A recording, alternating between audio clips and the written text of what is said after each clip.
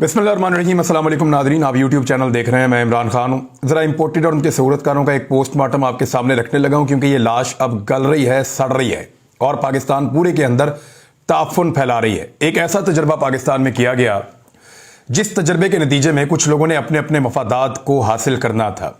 कुछ की जिद थी, कुछ की अना थी, कुछ की मजबूरी थी, कुछ का लालच था, और इन सब लोगों ने मिलकर इन मनफी रुझानात के तहत पाकिस्तान में रिजीम चेंज ऑपरेशन किया। रिजीम चेंज ऑपरेशन में इदारे भी शामिल रहे। अब तो नजम सेठी ने भी कंफर्म किया है, और नजम सेठी का बाकायदा ये कहना कि इमरान खान को एस्टेब्लिशमेंट ने निकाला है, इमरान खान अगली बार इलेक्शन में नहीं आएगा, फुल स्टॉप। यानी नजम सेठी ने इसके ऊपर फुल स्टॉप लगा दिया है कि इमरान खान को तो एस्टेब्लिशमेंट ने निकाला है और अगली बार इलेक्शन में नहीं आएगा।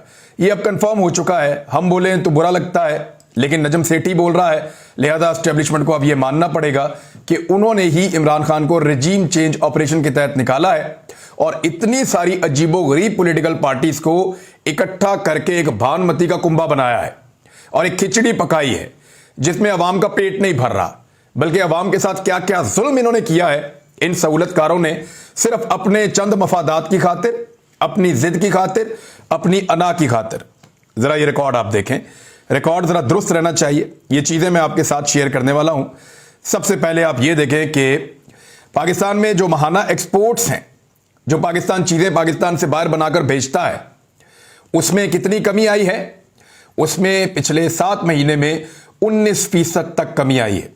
जब इसको बढ़ाना हो ना तो ये 2-2, 3-3% करके बढ़ता है, और 7 महीने के अंदर 19% तक की कमी कर दी पाकिस्तान की एक्सपोर्ट्स में। इससे ज्यादा बदतरीन कोई हुकूमत हो नहीं सकती। बेरोजगारी, इन 7 महीनों में जो बेरोजगारी बढ़ी है, यानी कोरोना के दौरान बेरोजगारी नहीं बढ़ी। पाकिस्तान में बदतरीन माशी हालात के बावजूद, पूरी दुनिया के अंदर एक वबा फैली हुई थी आलमी, उसके बावजूद बेरोजगारी नहीं बढ़ी। लेकिन मौजूदा हुकूमत के 7 महीनों के अंदर रोजगार इनके अपने 75 लोगों को तो मिल गया। 75 लोग काबीना का हिस्सा है शहबाज शरीफ की। अपने रोजगार का तो बंदोबस्त किया, लेकिन पब्लिक के साथ क्या किया। 22.5% पाकिस्तान में अनएम्प्लॉयमेंट इंक्रीज हुई है। बेरोजगारी पाकिस्तान में 22.5% बढ़ी है। इसके बाद आप आ जाएं कि स्टेट बैंक ऑफ पाकिस्तान के पास जो खजाने में पैसे पड़े हुए थे, वो इमरान खान साहब कितने छोड़कर गए थे, और ये हुकूमत जब आई है तो अब कितने पैसे बचे हैं, जरा गौर कीजिए। इमरान खान साहब जब हुकूमत छोड़कर गए तो उस वक्त कौमी खजाने के अंदर 16.2 अरब रुपए के डिपॉजिट मौजूद थे, रिजर्व मौजूद थे। यानी ये फॉरेन एक्सचेंज रिजर्व थे स्टेट बैंक ऑफ पाकिस्तान में। ये 16.2 अरब रुपए थे, 2 अरब डॉलर्स थे, सॉरी। तो 16.2 अरब डॉलर, जबकि इस वक्त जब इंपोर्टेड हुकूमत है पाकिस्तान में, 7 महीनों के अंदर इन्होंने वो कबाड़ा किया पाकिस्तान का कि 7.9 अरब डॉलर्स बाकी बचे हैं। और ये जो डिक्रीज आया है, या पाकिस्तान के कौमी खजाने के अंदर जो कमी हुई है, वो 51% की हुई है। 51%, 51%। ये पाकिस्तान को फायदा पहुंचाया सहूलतकारों ने ये वाली हुकूमत बनाकर। तो आपको पता होना चाहिए कि आपका मुजरिम कौन है। इन्हीं के लिए तो अरशद शरीफ बात करता था कि तुम लोगों ने क्या कर दिया इस मुल्क के साथ। तो इतना गुस्सा आया कि उसके लिए जमीन तंग कर दी, उसको पाकिस्तान से जाना पड़ गया, फिर उसको यूएई से निकलवाया, उसके बाद उसको जाके तीसरे मुल्क के अंदर उसकी जिंदगी जो है वो अजीरन होगी, वहां पे वो कत्ल हो गया, और फिर उसकी लाश के साथ भी मजाक कर रहे हैं, उसको इंसाफ देने से भी भाग रहे हैं। मशीनरी की जो इंपोर्ट होती है, जब ये किसी मुल्क में मशीनरी इंपोर्ट की जाती है, इसका मतलब है वहां पे इंडस्ट्री फल फूल रही है, इंडस्ट्री आगे बढ़ रही है, मशीनरी मंगवाई जा रही है। 48% डिक्लाइन आ गया है। यानी इमरान खान साहब के दौरे हुकूमत के मुकाबले में इस वक्त जो मशीनों की इंपोर्ट है बैरून मुल्क से, या पाकिस्तान जो मशीनरी मंगवाता है प्रोडक्शन के लिए, उसकी जो मिकदार है वो 48% कम हुई है। यानी 872 बिलियन डॉलर्स की पाकिस्तान तहरीक इंसाफ के दौर में, और 457 मिलियन डॉलर की पीएमएलएन के दौरे हुकूमत में, या पीडीएम के दौरे हुकूमत में, जरदारी के दौरे हुकूमत में, फजलुर रहमान के दौरे हुकूमत में, एएनपी के दौरे हुकूमत में, एमकेएम के दौरे हुकूमत में, नून लीग के दौरे हुकूमत में, सारे रल मिल के कर रहे हैं ना। तो ये पाकिस्तान को इन्होंने डेंट डाला है। अभी और सुनते जाए इनके कारनामे। ये क्रेडिट डिफॉल्ट स्वैप रेट, यानी पाकिस्तान के जो CDSR यानी पाकिस्तान के डिफॉल्ट करने के जो इम्कानात हैं वो 5% से बढ़ के 79% यानी लगभग 80% तक पहुंच गए हैं। कहां पाकिस्तान का इमरान खान साहब के दौरे हुकूमत में डिफॉल्ट करने का खदशा या खतरा 5% था। मौजूदा इंपोर्टेड हुकूमत ने इस खतरे को बढ़ाकर 79% से बढ़ा दिया है। यह पाकिस्तान के साथ इन्होंने किया है। और रोशन डिजिटल अकाउंट इमरान खान साहब का एक इनिशिएटिव था। इसमें ओवरसीज पाकिस्तानी जो हैं वो अपना कंट्रीब्यूशन करते थे। उसकी वजह से पाकिस्तान के अंदर बहुत पैसा जमा होता था और हुकूमत पाकिस्तान को उसका फायदा होता था। याद रहे, इमरान खान ने कभी किसी को नहीं कहा कि पाकिस्तान पैसा मत भेजो, कभी किसी को नहीं कहा कि बिल जमा मत करवाओ, कभी किसी को नहीं कहा। इस दौरे हुकूमत की मैं आपको बात कर रहा हूं, 7 महीने में इमरान खान साहब ने कोई सिविल नाफरमानी का बात नहीं की। उन्होंने नहीं कहा ओवरसीज पाकिस्तानियों को कि आप पैसे ना भेजें। उन्होंने नहीं कहा कि रोशन डिजिटल अकाउंट में पैसे ना डालें। अगर वो कहते तो सोचिए क्या होता। 290 मिलियन डॉलर से इसके अंदर पहले, और अब इसमें 42% की कमी आ गई है और 168 मिलियन डॉलर्स हैं इसके अंदर। तो अब आप अंदाजा कीजिए कि शहबाज शरीफ पे पाकिस्तानियों को कितना एतबार है। 42% का डिक्रीज यहां पे भी आ गया है। पाकिस्तान के जो कर्जे हैं उनके हुजम में कितना इजाफा हुआ। इससे पहले जब पाकिस्तान तहरीक इंसाफ की हुकूमत थी तो 53.6 ट्रिलियन पाकिस्तान का कर्जा था, और इस वक्त जो पाकिस्तान का 7 महीने के बाद कर्जा है वो 62.5 ट्रिलियन है। यानी 17% का इजाफा किया गया है। लगभग 9 ट्रिलियन का इजाफा किया गया है पाकिस्तान के कर्जों के अंदर, और ये मौजूदा हुकूमत ने 7 महीनों के अंदर किया है। तो आप अंदाजा लगा सकते हैं। टेक्सटाइल की जो एक्सपोर्ट्स हैं पाकिस्तान जो करता था वो 1.6 अरब अमेरिकी डॉलर्स की एक्सपोर्ट पाकिस्तान कर रहा था, और उसमें 15% की कमी हुई है और वो 1.36 डॉलर्स तक रह गई है।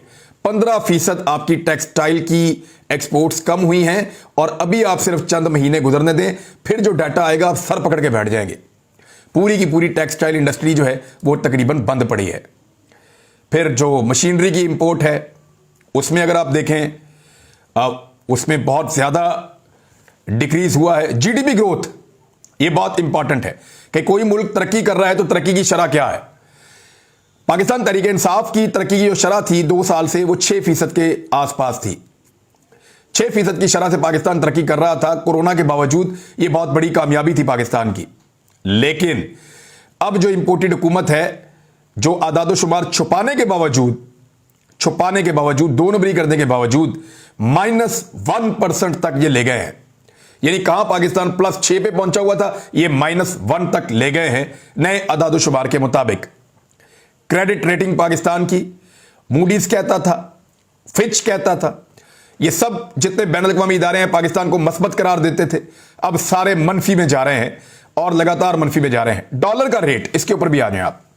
इमरान खान साहब जब हुकूमत में थे तो मार्च 2022 में डॉलर की कीमत थी 178 रुपए फी अमरीकी डॉलर। ये वैसे 230 तक 35 तक भी इन्होंने पहुंचाई है, लेकिन इस वक्त भी 222 रुपए फी अमरीकी डॉलर है। यानी 25% इन्होंने डॉलर की कीमत में इजाफा कर दिया है। हालांकि वादा करके आए थे कि डॉलर ये देंगे, 100 रुपए का 1 डॉलर देंगे। मजीद बिगाड़ इन्होंने क्या पैदा किया, जरा 7 महीने के अंदर तमाम माशी इशारियों में शदीद बिगाड़ पैदा कर दिया है इस हुकूमत ने। जराये का कहना है कि नया पाकिस्तान सर्टिफिकेट से 73 करोड़ डॉलर निकाल लिए गए हैं। नया पाकिस्तान सर्टिफिकेट में 46% सरमायाकारी भी घट गई है। फिर जराये का कहना है कि स्टेट बैंक के ज़र मुबादला के ज़खायर भी 27% घट गए हैं। यानी मैं आपको क्या कुछ बताऊं। यानी डीजल 85 रुपए लीटर महंगा कर दिया है, पेट्रोल वो भी बहुत महंगा कर दिया है। यानी 80% 85% तक पेट्रोलियम मसनूआत की कीमतें उन्होंने बढ़ा दी हैं। आलमी मंडी में कीमतें कम हो रही हैं, पाकिस्तान में बढ़ती चली जा रही हैं। जो समंदर पार पाकिस्तानी पाकिस्तान को पैसा भेजते थे, वो तरसीलात जो 3.1 अरब डॉलर तक थी, वो 2.2 अरब डॉलर अब रह गई हैं।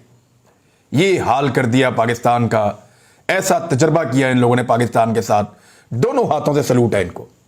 यानी इनको नजर नहीं आया कि ये जिन लोगों को लेकर आ रहे हैं उन्होंने मनी लॉन्ड्रिंग की हुई है, करप्शन की हुई है, बेईमानी की हुई है, सारे एक दूसरे के दुश्मन हैं। इमरान खान के बुग़्ज़ के अंदर उन सारों को इकट्ठा कर दिया और इकट्ठा करके एक ऐसी हुकूमत बनाई है जो पाकिस्तान की तारीख की सबसे नाकाम हुकूमत करार दी जाएगी, क्योंकि उन्होंने महंगाई के पाकिस्तान बनने से लेकर अब तक के तमाम रिकॉर्ड भी तोड़ दिए हैं, कोई रिकॉर्ड बाकी नहीं छोड़ा। बात यही नहीं रुकती, बात आगे बढ़ती है। और आगे क्या बढ़ती है कि हुकूमत की तब्दीली के बाद जब से रिजीम चेंज ऑपरेशन हुआ है पाकिस्तान में, ये फवाद चौधरी साहब ने इसके ऊपर एक ट्वीट भी किया है और उन्होंने कहा कि रिजीम चेंज ऑपरेशन के बाद दहशतगर्दी के वाकयात में 52% तक इजाफा हुआ है और यह इजाफा लगातार पिछले 7 महीने में हो रहा है। कबायली इलाकों में जहां सबसे ज्यादा तवज्जो होनी चाहिए, वफाकी हुकूमत ने फंड्स ही रोक दिए हैं।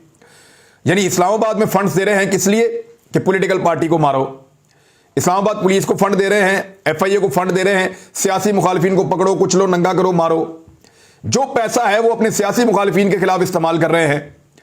जिन लोगों का ये काम है कि वो दहशतगर्दी को रोकें, जिन लोगों का ये काम है वो दहशतगर्दी के खिलाफ लड़ाई लड़े, वो अपना वो वाला काम छोड़ के सियासी जमातों को दहशतगर्द बनाने में लगे हुए हैं कि किसी तरह उनको रोकें, उनके कपड़े उतारें, उनको मारें, उनको जलील करें। सहाफियों के ऊपर 50 पर्चे करवा दिए पाकिस्तान में।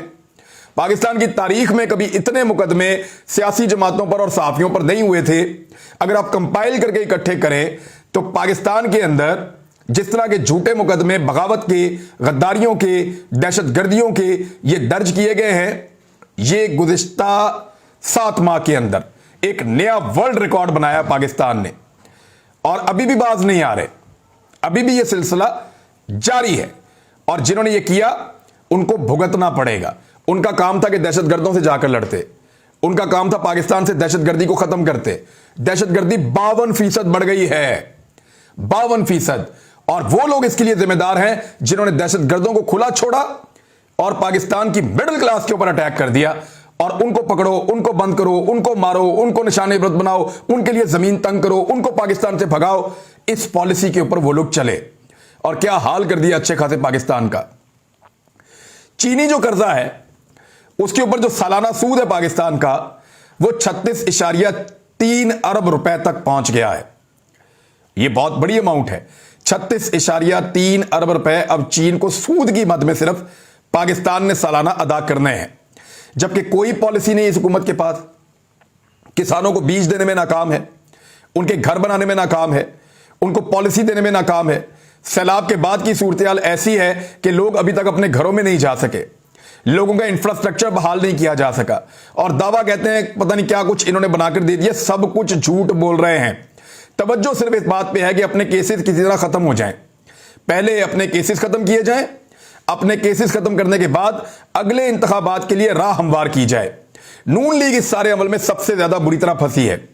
नून लीग के पास एक बयानिया हुआ करता था जो नवाज शरीफ ने बड़ी मेहनत से बनाया था। बेशक वो एक झूठा बयानिया उन्होंने घड़ा था, क्योंकि वो अपनी मनी ट्रेल तो दे नहीं पाए थे। पैसा कैसे बनाया, पाकिस्तान से बाहर कैसे शिफ्ट किया, इसके बारे में नवाज शरीफ कभी नहीं बता पाए थे।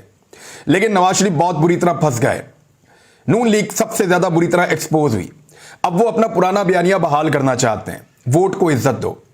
वो बयानिया बहाल करना चाहते हैं कि पाकिस्तान की एस्टेब्लिशमेंट ने हमारे साथ जुल्म और जबर किया, लेकिन वो तो हुकूमत में है। बयानिया कैसे बहाल होगा?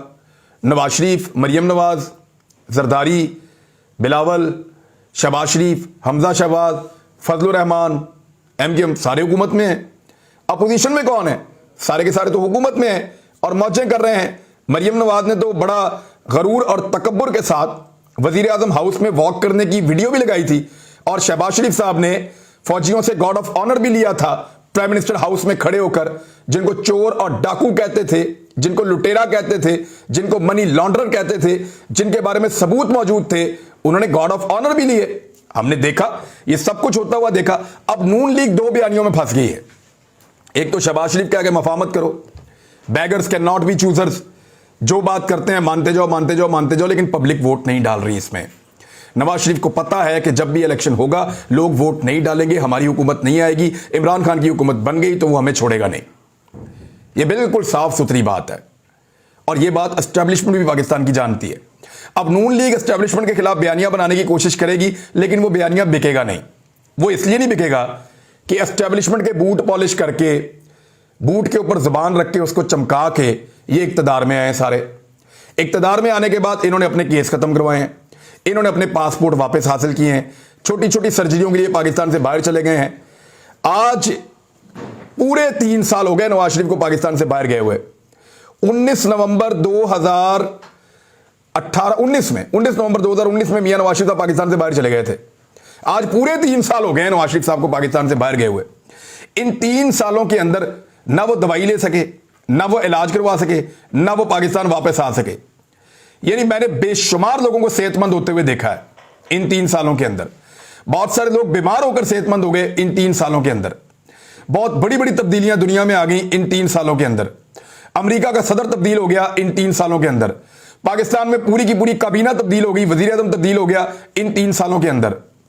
यानी इंग्लैंड T20 का वर्ल्ड कप भी जीत गया इन 3 सालों के अंदर।